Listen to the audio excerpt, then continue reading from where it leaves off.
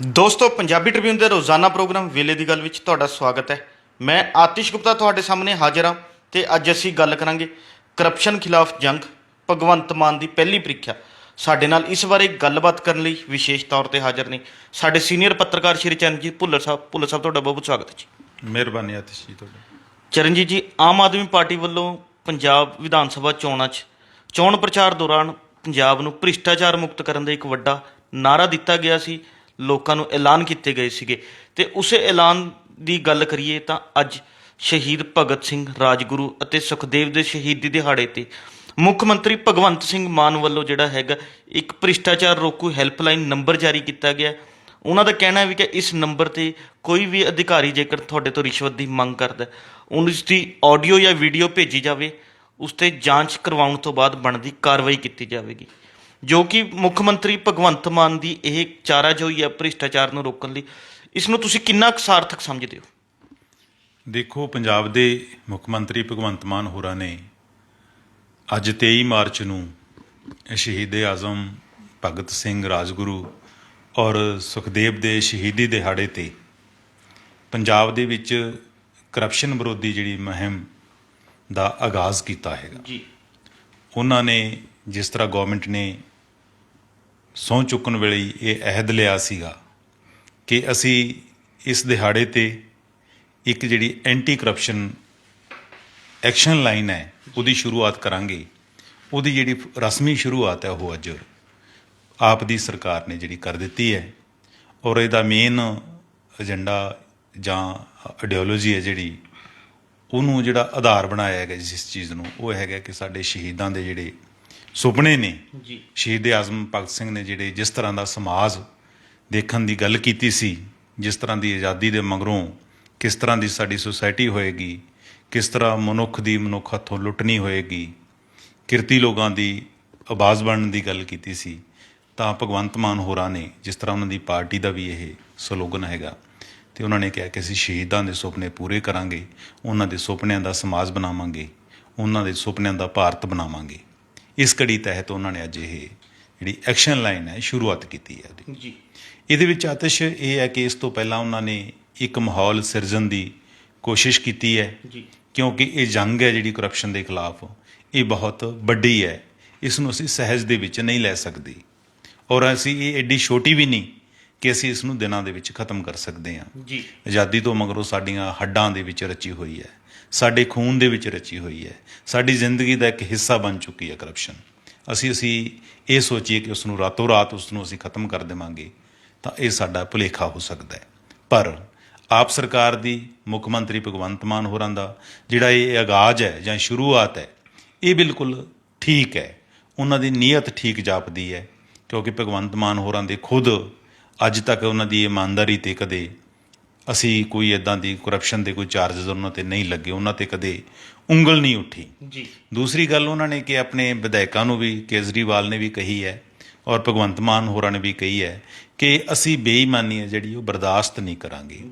ਔਰ ਇਹਨਾਂ ਨੇ ਸ਼ੁਰੂਆਤ ਜਿਹੜੀ ਕਰਪਸ਼ਨ ਦੇ ਖਿਲਾਫ ਉਹ ਉੱਪਰੋਂ ਅਹਿਦ ਲਿਆ। ਸਭ ਤੋਂ ਪਹਿਲਾਂ ਉਹਨਾਂ ਨੇ ਆਪਣੇ ਵਿਧਾਇਕਾਂ ਨੂੰ, ਫਿਰ ਵਜ਼ੀਰਾਂ ਨੂੰ ਇਹ ਗੱਲ ਲਈ ਸਖਤੀ ਨਾਲ ਤਾੜਨਾ ਕੀਤੀ ਹੈ ਔਰ ਇਸ 'ਤੇ ਪਹਿਰਾ ਦੇਣ ਦੀ ਤਾਕੀਦ ਕੀਤੀ ਹੈਗੀ ਹੈ। ਤਾਂ ਦੇਖਣਾ ਹੋਏਗਾ ਕਿ ਇਸ ਮੁਹਿੰਮ ਦੇ ਵਿੱਚ ਉਹਨਾਂ ਨੂੰ ਕਿੰਨੀ ਕੁ ਸਫਲਤਾ ਮਿਲਦੀ ਹੈ। ਇਹਦੇ ਲਈ ਆਤਿਸ਼ ਇਹ ਨਹੀਂ ਕਿ ਇਕੱਲੀ ਗੌਰਮੈਂਟ ਦੇ ਐਫਰਟਸ ਹੈ ਜਿਹੜੇ ਉਹ ਕੰਮ ਆਉਣਗੇ। ਜੀ। ਮੁੱਖ ਮੰਤਰੀ ਨੇ ਜਿਸ ਤਰ੍ਹਾਂ ਅੱਜ ਕਿਹਾ ਕਿ ਪੰਜਾਬ ਦੇ ਲੋਕ ਵੀ ਸਾਥ ਦੇਣ, ਇਹਦੇ ਵਿੱਚ ਸਭ ਤੋਂ ਵੱਡੀ ਗੱਲ ਹੋਏਗੀ ਪੰਜਾਬ ਦੇ ਲੋਕਾਂ ਦਾ ਸਾਥ, ਉਹ ਕਿੰਨਾ ਕੁ ਸਹਿਯੋਗ ਕਰਦੇ ਨੇ। ਇੱਕ ਮਾਹੌਲ ਤਾਂ ਪੰਜਾਬ ਦੇ ਵਿੱਚ ਜਿਸ ਤਰ੍ਹਾਂ ਪਹਿਲਾਂ ਤਾਂ ਇਹ ਵੀ ਕਿਹਾ ਜਾਂਦਾ ਸੀ ਕਿ ਪੰਜਾਬ ਦੇ ਵਿੱਚ ਕਦੇ ਤੀਜੀ ਧਿਰ ਹੈ ਜਿਹੜੀ ਉਹ ਆ ਨਹੀਂ ਸਕਦੀ, ਜੀ। ਤਾਂ ਇਹ ਭੁਲੇਖਾ ਵੀ ਪੰਜਾਬ ਦੇ ਲੋਕਾਂ ਨੇ ਦੂਰ ਕਰਤਾ, ਰਵਾਇਤੀ ਪਾਰਟੀਆਂ ਨੂੰ ਪਾਸੇ ਸਿੱਟ ਦਿੱਤਾ ਔਰ ਨਵੀਂ ਸਰਕਾਰ ਨੂੰ ਮੌਕਾ ਦਿੱਤਾ ਹੈ। ਤਾਂ ਨਵੀਂ ਸਰਕਾਰ ਤੋਂ ਲੋਕ ਹੁਣ ਇਹ ਆਸ ਵੀ ਕਰਦੇ ਨੇ ਕਿ ਜਿਹੜੇ ਉਹਨਾਂ ਨੇ ਗਰੰਟੀਆਂ ਦਿੱਤੀਆਂ ਸੀ, ਜਿਹੜੇ ਵਾਅਦੇ ਕੀਤੇ ਸੀ ਕਿ ਉਹਨਾਂ ਨੂੰ ਪੂਰਾ ਕਰਨਗੇ। ਤਾਂ ਇੱਕ ਭ੍ਰਿਸ਼ਟਾ ਮੁਕਤ ਸਮਾਜ ਸਿਰਜਣ ਦੀ ਗੱਲ ਹੈ ਜਿਹੜੀ, ਉਹਦੀ ਸ਼ੁਰੂਆਤ ਇਸ ਸਰਕਾਰ ਨੇ ਕੀਤੀ ਹੈ। ਹਾਲਾਂਕਿ ਪਹਿਲੀਆਂ ਸਰਕਾਰਾਂ ਵੀ ਜਦੋਂ ਵੀ ਸਹੁੰ ਚੁੱਕਦੀਆਂ ਨੇ ਤਾਂ ਇਸ ਕਿਸਮ ਦੀ ਤਾੜਨਾ ਕਰਦੀਆਂ ਨੇ, ਇਸ ਤਰ੍ਹਾਂ ਦੇ ਸੁਪਨੇ ਜਿਹੜੀਆਂ ਲੋਕਾਂ ਨੂੰ ਦਿਖਾਉਂਦੀਆਂ ਨੇ, ਵਾਅਦੇ ਕਰਦੀਆਂ ਨੇ, ਜਾਂ ਇਸ ਤਰ੍ਹਾਂ ਦੇ ਅਫਸਰਾਂ ਨੂੰ ਡਾਂਟਦੀਆਂ ਨੇ, ਤਾੜਨਾ ਕਰਦੀਆਂ ਨੇ, ਪਰ ਉਹ ਬਾਅਦ ਦੇ ਵਿੱਚ 5-6 ਮਹੀਨੇ ਉਸ ਦਾ ਅਸਰ ਰਹਿੰਦਾ, ਉਸ ਤੋਂ ਬਾਅਦ ਐਜ ਇਟ ਚੱਲਦਾ ਰਹਿੰਦਾ ਹੈ। ਰਵਾਇਤੀ ਪਾਰਟੀਆਂ ਦੀ ਜਿਹੜੀ ਧਾਰਾ ਹੈ ਉਹ ਹਮੇਸ਼ਾ ਇਸੇ ਤਰ੍ਹਾਂ ਦੀ ਰਹੀ ਹੈ। ਇਹ ਨਵੀਂ ਪਾਰਟੀ ਹੈ ਔਰ ਇਹਨੇ ਸਾਨੂੰ ਇੱਕ ਦਿਖਾਇਆ ਹੈ ਰਾਹ ਦਿਖਾ ਰਹੀ ਹੈਗੀ ਹੈ। ਤਾਂ ਇਸ ਤੋਂ ਪਹਿਲਾਂ ਜਿਹੜਾ ਕਿਸਾਨ ਅੰਦੋਲਨ ਨੇ ਸਾਨੂੰ ਰਾਹ ਦਿਖਾ ਦਿੱਤਾ ਸੀ, ਲੋਕਾਂ ਨੂੰ ਮੈਂਟਲੀ ਪ੍ਰਿਪੇਅਰ ਕਰ ਦਿੱਤਾ ਸੀ। ਮੈਂ ਨਹੀਂ ਸੁਣਿਆ ਕਿ ਕਿਤੇ ਵੀ ਜਿਹਦੇ ਵੀ ਲੋਗੋ ਲੱਗਿਆ ਹੋਵੇ ਕਿਸਾਨ ਯੂਨੀਅਨ ਦਾ, ਉਸ ਤੋਂ ਕਿਸੇ ਨੇ ਰਿਸ਼ਵਤ ਮੰਗੀ ਹੋਵੇ। ਉਹਨਾਂ ਦਾ ਇੱਕ ਭੈ ਬੈਠਿਆ ਹੋਇਆ ਸੀ।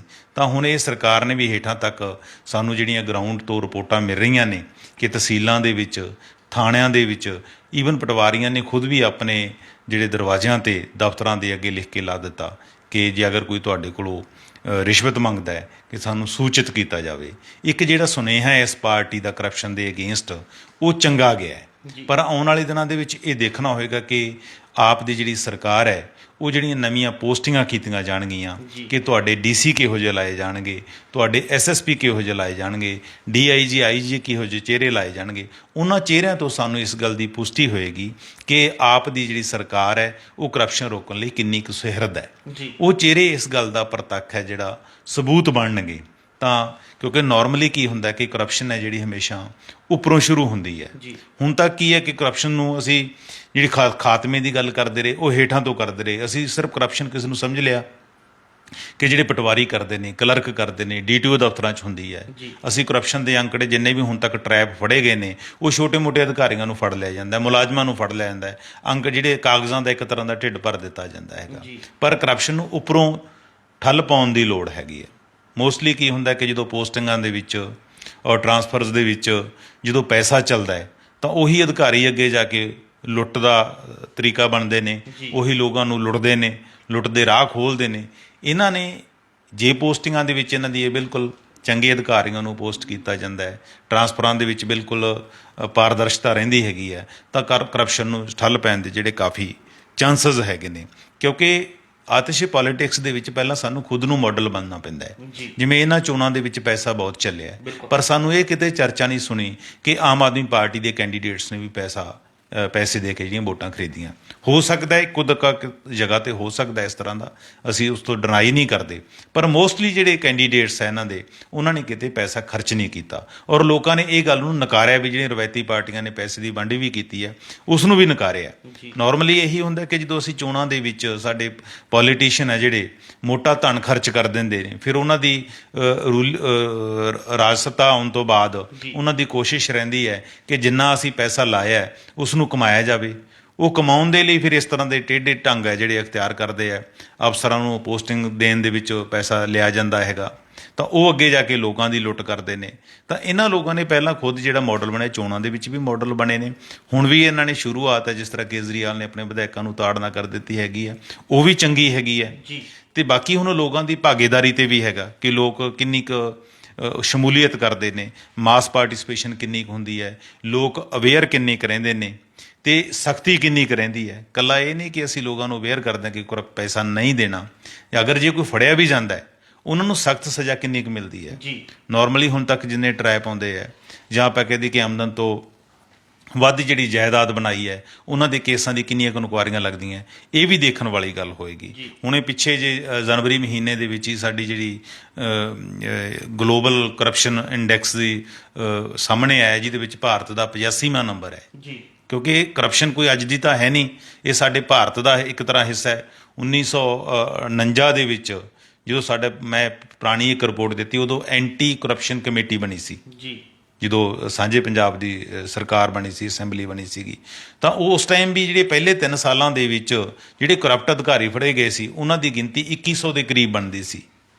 ਤੇ ਪਹਿਲਾ ਘੁਟਾਲਾ ਵੀ ਜਿਹੜਾ 1948 ਦੇ ਵਿੱਚ ਸਾਹਮਣੇ ਆ ਗਿਆ ਸੀ ਨੈਸ਼ਨਲ ਲੈਵਲ 'ਤੇ, ਕਿ ਜਿਹੜੀਆਂ ਇੰਗਲੈਂਡ ਤੋਂ ਜੀਪਾਂ ਖਰੀਦੀਆਂ ਸੀਗੀਆਂ। ਫਿਰ ਹਮੇਸ਼ਾ ਹੀ ਜਿਹੜੇ ਇੱਕ ਘੁਟਾਲੇ ਤੋਂ ਲੈ ਕੇ ਇੱਕ ਘੁਟਾਲੇ, ਯੂਪੀਏ ਸਰਕਾਰ ਦੇ ਘੁਟਾਲੇ ਕਿੰਨੇ ਸਾਹਮਣੇ ਆ ਗਏ। ਹੁਣ ਰਫੇਲ ਦਾ ਜਿਹੜਾ ਰੌਲਾ ਪੈਂਦਾ ਰਿਹਾ ਹੈਗਾ। ਤਾਂ ਇਹ ਕਰਪਸ਼ਨ ਤਾਂ ਜਿਹੜੀ ਸ਼ੁਰੂ ਤੋਂ ਚੱਲਦੀ ਰਹੀ ਹੈਗੀ ਹੈ, ਇਸ ਨੂੰ ਰੋਕਣਾ ਕੋਈ ਖਾਲਾ ਜੀ ਦਾ ਬਾੜਾ ਨਹੀਂ। ਪਰ ਆਪਾਂ ਇਹ ਕਹਿ ਦਿੰਦੇ ਹਾਂ ਕਿ ਇਹ ਚੰਗੀ ਗੱਲ ਹੈ ਕਿ ਇਹ ਇੱਕ ਸ਼ੁਰੂਆਤ ਹੋਈ ਹੈਗੀ ਹੈ। ਜਿਵੇਂ ਅਸੀਂ ਪੋਲ ਸਾਇੰਸ ਦੇ ਵਿੱਚ ਪੜ੍ਹਦੇ ਰਹੇ ਹਾਂ ਕਿ ਪਲੇਟੋ ਦੀ ਜਿਹੜੀ ਆਈਡਲ ਸੁਸਾਇਟੀ ਪੜ੍ਹਦੇ ਰਹੇ ਹਾਂ, ਆਈਡਲ ਕਿੰਗ ਪੜ੍ਹਦੇ ਰਹੇ ਹਾਂ, ਜਿਹਦੇ ਵਿੱਚ ਉਹ ਕਹਿੰਦਾ ਹੈ ਕਿ ਰਾਜੇ ਦਾ ਨਾ ਤਾਂ ਕੋਈ ਆਪਣਾ ਪਰਿਵਾਰ ਹੋਣਾ ਚਾਹੀਦਾ ਹੈ ਅਤੇ ਨਾ ਆਪਣੀ ਕੋਈ ਨਿੱਜੀ ਜਾਇਦਾਦ ਹੋਣੀ ਚਾਹੀਦੀ ਹੈ। ਸਮੁੱਚਾ ਸਮਾਜ ਹੀ ਉਹਦਾ ਪਰਿਵਾਰ ਹੋਵੇ, ਸਮੁੱਚੀ ਜਾਇਦਾਦ ਹੀ ਉਹਦੀ ਜਿਹੜੀ ਸਟੇਟ ਦੀ ਪ੍ਰੋਪਰਟੀ, ਉਹਦੀ ਪ੍ਰੋਪਰਟੀ ਹੋਵੇ। ਮਤਲਬ ਆਪਣੇ ਨਿੱਜ 'ਚ ਪੈ ਕੇ ਰਾਜਾ ਜਿਹੜਾ ਸੈਲਫਿਸ਼ ਹੁੰਦਾ ਤਾਂ ਉਹ ਕਰਪਟ ਤਰੀਕੇ, ਜਿਹੜੇ ਢੰਗ ਤਰੀਕੇ ਅਖਤਿਆਰ ਕਰਦਾ ਹੈਗਾ।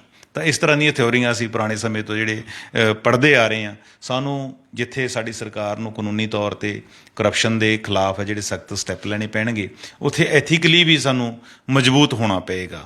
ਹੁਣ ਭਗਵੰਤ ਮਾਨ ਹੋਰਾਂ ਨੇ ਜਿਸ ਤਰ੍ਹਾਂ ਦਾ ਲੋਕਾਂ ਨੂੰ ਸੁਪਨਾ ਦਿਖਾ ਦਿੱਤਾ, ਜਾਂ ਆਪਾਂ ਕਹਿ ਦਿੰਦੇ ਹਾਂ ਕਿ ਸਾਡੀ ਪੰਜਾਬ ਦੀ ਧਰਤੀ ਗੁਰੂਆਂ ਪੀਰਾਂ ਦੀ ਧਰਤੀ ਹੈ, ਬਾਬੇ ਨਾਨਕ ਨੇ ਤਾਂ ਕਿਰਤ ਕਰੋ ਵੰਡ ਛਕੋ ਦਾ ਸੰਦੇਸ਼ ਦਿੱਤਾ ਹੈਗਾ, ਜਾਂ ਸਾਡੇ ਸ਼ਹੀਦਾਂ ਨੇ ਕੀ ਟੀਚੇ ਲੈ ਕੇ ਚੱਲੇ ਸੀ ਉਹਨੂੰ ਪੂਰਾ ਕਰਨਾ, ਗੁਰੂਆਂ ਦੇ ਸਿਧਾਂਤਾਂ ਤੇ ਫਲਸਫੇ ਤੇ ਪਹਿਰਾ ਦੇਣਾ, ਇਹ ਵੀ ਸਾਡੀ ਸਰਕਾਰ ਦਾ ਮੇਨ ਮੋਟਿਵ ਹੋਣਾ ਚਾਹੀਦਾ ਹੈ। ਕਰਪਸ਼ਨ ਨੂੰ ਸਿਰਫ ਅਸੀਂ ਇਕੱਲੇ ਕਾਨੂੰਨ ਨਾਲ ਨਹੀਂ ਦੂਰ ਕਰਦੇ, ਬਲਕਿ ਸਾਡੇ ਜਿਹੜੇ ਐਥਿਕਸ ਹੈ ਉਹਨਾਂ ਨੂੰ ਵੀ ਆਪਣੀ ਜ਼ਿੰਦਗੀ 'ਚ ਜਾਂ ਸਿਆਸੀ ਜ਼ਿੰਦਗੀ 'ਚ ਸਾਡੇ ਨੇਤਾਵਾਂ ਨੂੰ ਲਿਆਉਣਾ ਹੋਏਗਾ।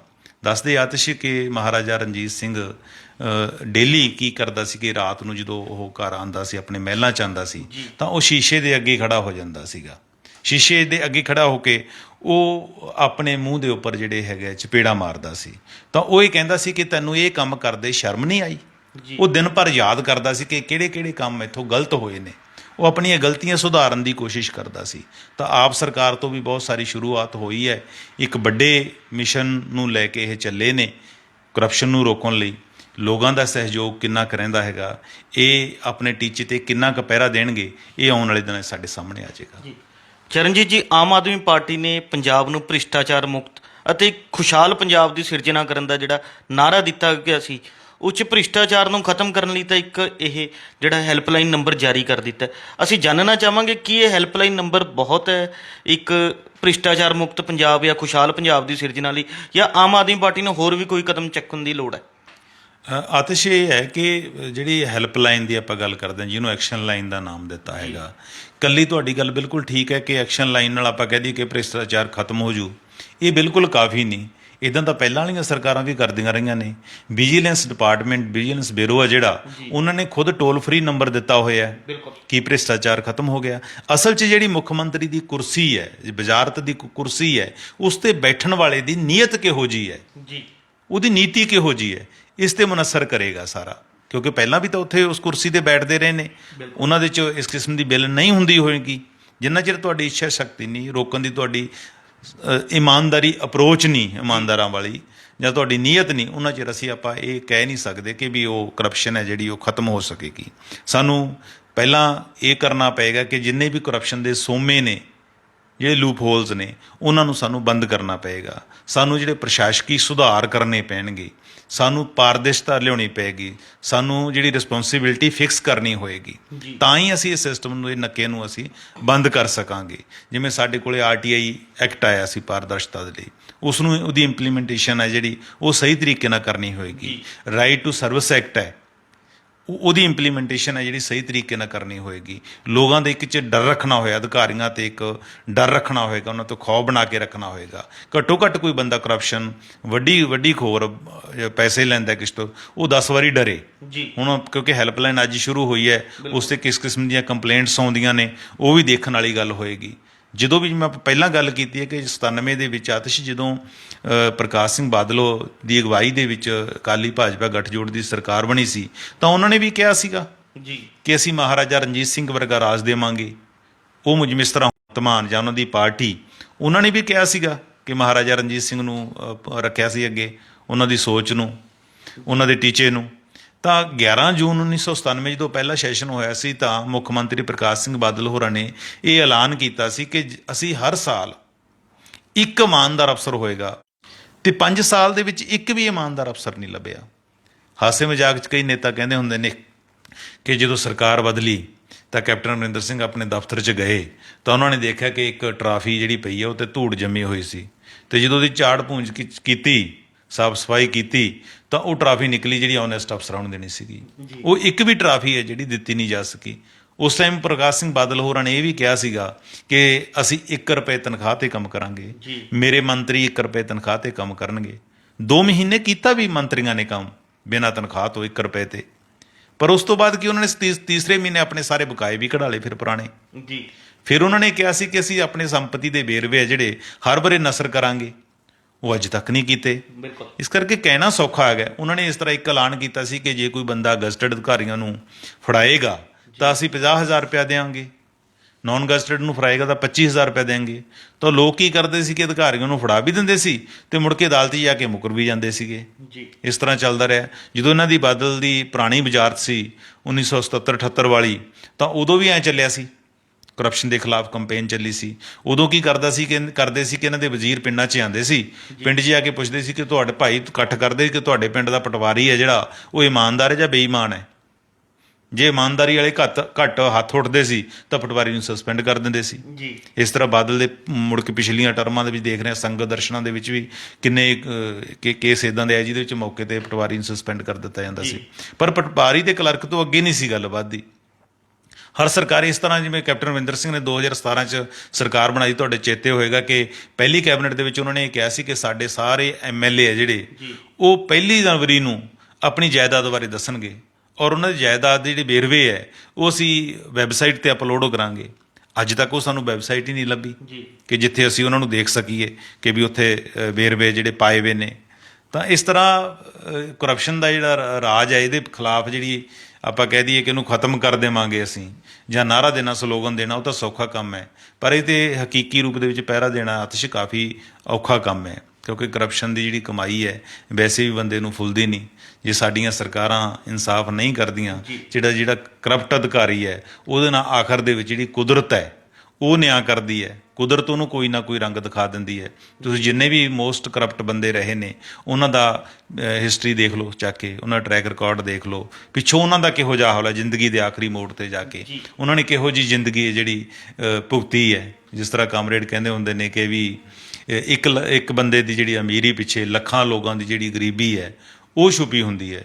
ਜਾਂ ਆਪਾਂ ਇਹ ਕਹਿ ਲਈਏ ਕਿ ਅਗਰ ਇੱਕ ਬੰਦਾ ਹੈ ਆਪਣੀ ਲੋੜ ਤੋਂ ਜ਼ਿਆਦਾ ਧਨ ਇਕੱਠਾ ਕਰਦਾ, ਦੌਲਤ ਇਕੱਠਾ ਕਰਦਾ ਹੈ, ਤਾਂ ਉਹਦਾ ਮਤਲਬ ਸਾਫ਼ ਹੁੰਦਾ ਕਿ ਤੁਸੀਂ ਕਿਸੇ ਦਾ ਹੱਕ ਮਾਰ ਰਹੇ ਹੋ।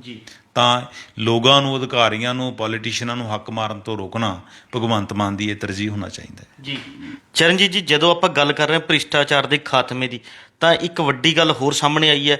ਭਾਰਤੀ ਜਨਤਾ ਪਾਰਟੀ ਵੱਲੋਂ ਇੱਕ ਜਿਹੜੀ ਗੱਲ ਕਹੀ ਗਈ ਹੈ ਵੀ ਕਿ ਰਾਜ ਸਭਾ ਸੀਟਾਂ 'ਤੇ ਜਿਹੜੇ ਮੈਂਬਰ ਭੇਜੇ ਜਾਂਦੇ ਨੇ ਇਹ ਵੀ ਭ੍ਰਿਸ਼ਟਾਚਾਰ ਦਾ ਇੱਕ ਹਿੱਸਾ ਹੈ। ਇਸ ਗੱਲ 'ਚ ਤੁਸੀਂ ਕਿੰਨੀ ਸੱਚਾਈ ਮੰਨਦੇ ਹੋ, ਜਾਂ ਉਹਨਾਂ ਦੀ ਇਸ ਜਿਹੜੀ ਤਰਕ ਨੂੰ ਤੁਸੀਂ ਕਿਵੇਂ ਦੇਖਦੇ ਹੋ? ਦੇਖੋ, ਭ੍ਰਿਸ਼ਟਾਚਾਰ ਕੋਈ ਇਹ ਤਾਂ ਹੈ ਨਹੀਂ ਕਿ ਤੁਸੀਂ ਕੈਸ਼ ਦੇ ਰੂਪ ਦੇ ਵਿੱਚ ਲੈਂਦੇ ਹੋ, ਉਹ ਭ੍ਰਿਸ਼ਟਾਚਾਰ ਹੈ। ਜੀ, ਜਿਹੜੀਆਂ ਅਨਐਥੀਕਲੀ ਗੱਲਾਂ ਨੇ ਉਹ ਵੀ ਇੱਕ ਭ੍ਰਿਸ਼ਟਾਚਾਰ ਦਾ ਰੂਪ ਹੀ ਬਣ ਜਾਂਦੀਆਂ ਨੇ। ਤੇ ਅੱਜ ਜਿਸ ਤਰ੍ਹਾਂ ਭਾਜਪਾ ਆਗੂਆਂ ਨੇ ਕਿਹਾ ਕਿ ਆਮ ਆਦਮੀ ਪਾਰਟੀ ਦੀ ਸਰਕਾਰ ਬਣੀ, ਉਹ ਪੰਜਾਬ 'ਚੋਂ ਜਿਹੜੇ ਰਾਜ ਸਭਾ ਦੇ ਵਿੱਚ ਮੈਂਬਰ ਭੇਜੇ ਜਾਣੇ ਹੈ, ਉਹਨਾਂ ਦੀ ਜਦੋਂ ਚੋਣ ਕੀਤੀ ਗਈ ਉਹਦੇ ਵਿੱਚ 2 ਬੰਦੇ ਹੈ ਜਿਹੜੇ ਉਹ ਗੈਰ ਪੰਜਾਬੀ ਮੈਂਬਰ ਹੈ, ਜਿਹੜੇ ਉਹ ਉਹਨਾਂ ਨੇ ਚੁਣੇ ਨੇ, ਚੂਜ਼ ਕੀਤੇ ਨੇ। ਤਾਂ ਉਹਨਾਂ 'ਤੇ ਉਂਗਲ ਦੂਸਰੀਆਂ ਪਾਰਟੀਆਂ ਨੇ ਵੀ ਉਠਾਈ ਹੈ, ਕਿਉਂਕਿ ਅੱਜ ਭਗਵੰਤ ਮਾਨ ਨੇ ਇਹ ਐਕਸ਼ਨ ਲਾਈਨ ਸ਼ੁਰੂ ਕੀਤੀ ਹੈ। ਤਾਂ ਭਾਜਪਾ ਵਾਲਿਆਂ ਨੇ ਇਸ ਗੱਲ ਨਾਲ ਜੋੜ ਕੇ ਉਹਨਾਂ ਨੂੰ ਕਿਹਾ ਕਿ ਇਹ ਵੀ ਕਰਪਸ਼ਨ ਤੋਂ ਘੱਟ ਨਹੀਂ। ਉਹਨਾਂ ਦੀ ਗੱਲ ਬਿਲਕੁਲ ਠੀਕ ਹੈ।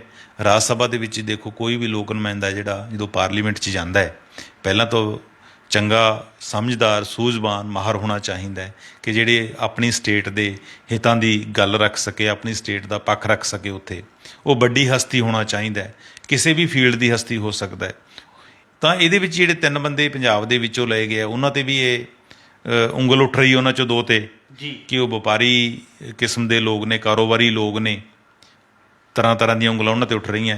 ਇਸ ਤਰ੍ਹਾਂ ਜਿਹੜੇ ਉਹਨਾਂ ਨੇ ਨੌਨ ਪੰਜਾਬੀ ਲਏ ਆ ਉਹਨਾਂ 'ਤੇ ਵੀ ਉਂਗਲ ਉੱਠ ਰਹੀ ਹੈ। ਤੇ ਇਹ ਉਂਗਲ ਉੱਠਣੀ ਜਾਇਜ਼ ਵੀ ਹੈਗੀ ਹੈ, ਕਿਉਂਕਿ ਇਹ ਠੀਕ ਨਹੀਂ ਕਿ ਜਿਸ ਤਰ੍ਹਾਂ ਦੇ ਤੁਸੀਂ ਲੋਕਾਂ ਨੂੰ ਆਈਡਲ ਬਣਾਏ ਹੋ, ਆਪਣੇ ਆਪ ਨੂੰ ਦਿਖਾ ਰਹੇ ਹੋ ਮਾਡਲ ਦੇ ਤੌਰ 'ਤੇ, ਤਾਂ ਤੁਹਾਨੂੰ ਉਸ ਮਾਡਲ 'ਤੇ ਪਹਿਰਾ ਵੀ ਦੇਣਾ ਹੋਏਗਾ, ਉਸ ਤਰ੍ਹਾਂ ਦਾ ਬਣ ਕੇ ਵੀ ਦਿਖਾਉਣਾ ਹੋਏਗਾ। ਤਾਂ ਆਪਾਂ ਇਹ ਵੀ ਕਹਿ ਸਕਦੇ ਹਾਂ ਕਿ ਆਤਿਸ਼ ਠੀਕ ਹੈ, ਆਮ ਆਦਮੀ ਪਾਰਟੀ ਨੇ ਤਾਂ ਇਹ ਗਲਤੀ ਕੀਤੀ ਹੈਗੀ ਹੈ ਕਿ ਆਪਣੀ ਸਟੇਟ ਦੇ ਹਿੱਤਾਂ ਨੂੰ ਇਗਨੋਰ ਕੀਤਾ ਹੈ, ਪਰ ਇਸ ਹਮਾਮ ਦੇ ਵਿੱਚ ਸਾਰੇ ਹੀ ਨੰਗੇ ਨੇ। ਤਾਂ ਮੈਂ ਅੱਜ ਦੇਖ ਰਿਹਾ ਸੀਗਾ ਕਿ ਜੇ ਭਾਜਪਾ ਵੀ ਇਸ ਮਸਲੇ 'ਚ ਕਦੇ ਪਿੱਛੇ ਨਹੀਂ ਰਹੀ, ਕਾਂਗਰਸ ਪਾਰਟੀ ਵੀ ਕਦੇ ਪਿੱਛੇ ਨਹੀਂ ਰਹੀ। ਹੁਣ ਜੇ ਆਪਾਂ ਗੱਲ ਕਰੀਏ, ਚਾਹੇ ਆਪਾਂ ਪੰਜਾਬ ਦੇ ਜਿਹੜੇ 5 ਮੈਂਬਰ ਹੈ ਇਹਨਾਂ ਨਾਲ ਕੋਈ ਕੰਪੇਅਰ ਤਾਂ ਨਹੀਂ ਕਰ ਰਹੇ ਹਸਤੀਆਂ ਨੂੰ। ਡਾਕਟਰ ਮਨਮੋਹਨ ਸਿੰਘ ਸਭ ਤੋਂ ਵੱਡੀ ਹਸਤੀ ਨੇ, ਪ੍ਰਾਈਮ ਮਿਨਿਸਟਰ ਰਹੇ ਨੇ 10 ਸਾਲ, ਤਾਂ ਉਹ 5 ਵਾਰੀ ਅਸਾਮ 'ਚ ਚੁਣੇ ਗਏ। ਚਾਹੇ ਹਸਤੀ ਵੱਡੇ ਨੇ, ਪਰ ਅਸਾਮੀਆਂ ਦਾ ਤਾਂ ਹੱਕ ਮਾਰਿਆ ਗਿਆ ਹੋਏਗਾ। ਹੁਣ ਮੌਜੂਦਾ ਸਮੇਂ ਪਿੱਛੇ ਉਹ ਰਾਜਸਥਾਨ 'ਚ ਚੁਣੇ ਗਏ ਨੇ, ਤਾਂ ਰਾਜਸਥਾਨੀਆਂ ਦਾ ਹੱਕ ਮਾਰਿਆ ਗਿਆ ਹੋਏਗਾ। ਤਾਂ ਕਾਂਗਰਸ ਨੇ ਗੁਲਾਮ ਨਬੀ ਆਜ਼ਾਦ ਹੈ, ਉਹ J&K ਦੇ ਨੇ, ਉਹ ਇੱਕ ਵਾਰੀ ਮਹਾਰਾਸ਼ਟਰ 'ਚੋਂ ਵੀ ਚੁਣੇ ਗਏ ਨੇ, ਤਾਂ ਉੱਥੋਂ ਮਹਾਰਾਸ਼ਟਰ ਨੂੰ ਪਹਿਲ ਦੇਣੀ ਚਾਹੀਦੀ ਸੀ। ਇਸ ਤਰ੍ਹਾਂ ਹੀ ਡਾਕਟਰ ਨਜ਼ਮਾ ਹੈਪਤੁੱਲਾ ਨੇ, ਉਹ ਵੀ ਦੂਜੀਆਂ ਸਟੇਟਾਂ ਤੋਂ ਚੁਣੇ ਜਾਂਦੇ ਰਹੇ। ਪ੍ਰਣਾਬ ਮੁਖਰਜੀ ਨੇ, ਉਹ ਵੈਸਟ ਬੰਗਾਲ ਦੇ ਨੇ, ਵੈਸਟ ਬੰਗਾਲ 'ਚ ਵੀ ਚੁਣੇ ਜਾਂਦੇ ਰਹੇ ਨੇ ਔਰ ਗੁਜਰਾਤ ਤੋਂ ਵੀ ਚੁਣੇ ਗਏ ਸੀਗੇ। ਇਸ ਤਰ੍ਹਾਂ ਦੀਆਂ ਬਹੁਤ ਸਾਰੀਆਂ ਐਗਜ਼ਾਮਪਲਾਂ ਸਾਡੇ ਸਾਹਮਣੇ ਆ। ਜਿੱਦੇ ਆਪਾਂ ਭਾਜਪਾ ਵਾਲੇ ਉਂਗਲ ਉਠਾ ਰਹੇ ਨੇ, ਇਹ ਆਪ ਕੀ ਕਰਦੇ ਰਹੇ ਨੇ। ਜੀ। LK ਅਡਵਾਨੀ ਹੈ ਇਹਨਾਂ ਦੇ, ਉਹ MP ਦੇ ਨੇ, ਉਹ ਗੁਜਰਾਤ 'ਚੋਂ ਵੀ ਚੁਣੇ ਜਾਂਦੇ ਰਹੇ ਆ ਬਿਲਕੁਲ। ਰਾਜ ਸਭਾ ਲਈ। ਦਿੱਲੀ ਦੇ ਵਿੱਚੋਂ ਵੀ ਚੁਣ ਕੇ ਭੇਜਿਆ ਸੀ ਉਹਨਾਂ ਨੂੰ ਰਾਜ ਸਭਾ ਲਈ। ਸੁਸ਼ਮਾ ਸਵਰਾਜ ਅੱਜ ਨਹੀਂ ਰਹੇ, ਉਹ ਹਰਿਆਣੇ ਨੂੰ ਬਿਲੋਂਗ ਕਰਦੇ ਨੇ। ਪਰ ਜਦੋਂ ਉਹਨੂੰ ਰਾਜ ਸਭਾ ਦੀ ਮੈਂਬਰੀ ਦਿੱਤੀ ਗਈ ਸੀ, ਉਹਨਾਂ ਨੂੰ ਇੱਕ ਵਾਰੀ ਉੱਤਰਾਖੰਡ 'ਚੋਂ ਬਣਾਇਆ ਗਿਆ ਸੀਗਾ, ਇੱਕ ਵਾਰੀ ਮੱਧ ਪ੍ਰਦੇਸ਼ 'ਚੋਂ ਬਣਾਇਆ ਗਿਆ ਸੀਗਾ। ਬਹੁਤ ਸਾਰੀਆਂ, ਅਰੁਣ ਜੇਤਲੀ ਉਹ ਵੀ ਨਹੀਂ ਰਹੇ ਵਿਚਾਰੇ, ਉਹ ਗੁਜਰਾਤ ਦੇ ਸੀ, ਉਹਨਾਂ ਨੂੰ ਇੱਕ ਵਾਰੀ ਰਾਜ ਸਭਾ ਦਾ ਮੈਂਬਰ ਹੈ ਜਾਂ UP 'ਚੋਂ ਬਣਾਇਆ ਗਿਆ ਸੀ। ਤਾਂ ਇਸ ਹਮਾਮ ਦੇ ਵਿੱਚ ਸਾਰੇ ਇੱਕੋ ਜਿਹੇ ਹੈ, ਸਾਨੂੰ ਕਹਿਣ ਨੂੰ ਇਦਾਂ ਦਾ ਲੱਗਦਾ ਹੈ। ਪਰ ਰਵਾਇਤੀ ਪਾਰਟੀਆਂ ਨੂੰ ਲੋਕ ਥੋੜ੍ਹਾ ਬਖਸ਼ ਦਿੰਦੇ ਨੇ ਕਿਉਂਕਿ ਉਹ ਇਸ ਕਿਸਮ ਦੇ ਸੁਪਨੇ ਨਹੀਂ ਦਿਖਾ ਕੇ ਆਈਆਂ। ਆਮ ਆਦਮੀ ਪਾਰਟੀ ਨੇ ਲੋਕਾਂ ਨੂੰ ਇੱਕ ਪਾਰਦਰਸ਼ਤਾ ਦੇਣ ਦੀ ਗੱਲ ਕਹੀ ਹੈਗੀ ਹੈ, ਆਪਣੇ ਆਪ ਨੂੰ ਪਾਕ ਪਵਿੱਤਰ ਲੈ ਕੇ ਆਏ ਹੈ, ਚਿੱਟੀ ਲੋਈ ਲੈ ਕੇ ਆਈ ਹੈ ਇਹ ਪਾਰਟੀ। ਤਾਂ ਲੋਕ ਚਾਹੁੰਦੇ ਨੇ ਕਿ ਜਿਸ ਤਰ੍ਹਾਂ ਸਾਨੂੰ ਚਿੱਟੀ ਲੋਈ ਦਿਖਾਈ ਹੈ, ਇਹਦੇ ਘੱਟੋ ਘੱਟ ਕੋਈ ਦਾਗ ਨਹੀਂ ਪੈਣਾ ਚਾਹੀਦਾ। ਤਾਂ ਆਮ ਆਦਮੀ ਪਾਰਟੀ ਨੂੰ ਜਿੱਥੇ ਕਰਪਸ਼ਨ ਦੇ ਖਿਲਾਫ ਇੱਕ ਇਮਾਨਦਾਰ ਤਰੀਕੇ ਨਾਲ, ਇਰਾਦੇ ਨਾਲ ਮੈਦਾਨ 'ਚ ਉਤਰੀ ਹੈ, ਉਹ 'ਤੇ ਅੱਗੇ ਵਧਣ ਦੀ ਲੋੜ ਹੈ। ਉੱਥੇ ਇਸ ਤਰ੍ਹਾਂ ਦੀ ਜਦੋਂ ਕੋਈ ਚੂਜ਼ ਆਉਂਦੀ ਹੈ ਤਾਂ ਲੋਕਾਂ ਦੀਆਂ ਜਿਹੜੀਆਂ ਇਛਾਵਾਂ ਹੈ ਉਹ 'ਤੇ ਵੀ ਪਹਿਰਾ ਦੇਣ ਦੀ ਲੋੜ ਹੈ। ਜੀ, ਇਹ ਸਨ ਸਾਡੇ ਸੀਨੀਅਰ ਪੱਤਰਕਾਰ ਚਰਨਜੀਤ ਭੁੱਲਰ ਸਾਹਿਬ, ਜਿਨ੍ਹਾਂ ਨੇ ਆਪਣੇ ਵਡਮੁੱਲੇ ਵਿਚਾਰ ਸਾਡੇ ਨਾਲ ਸਾਂਝੇ ਕੀਤੇ। ਕੱਲ੍ਹ ਨੂੰ ਇਸੇ ਸਮੇਂ ਇੱਕ ਨਵੇਂ ਮੁੱਦੇ ਦੇ ਨਾਲ ਫਿਰ ਮਿਲਾਂਗੇ ਪ੍ਰੋਗਰਾਮ ਵੇਲੇ ਦੀ ਗੱਲ ਵਿੱਚ। ਧੰਨਵਾਦ।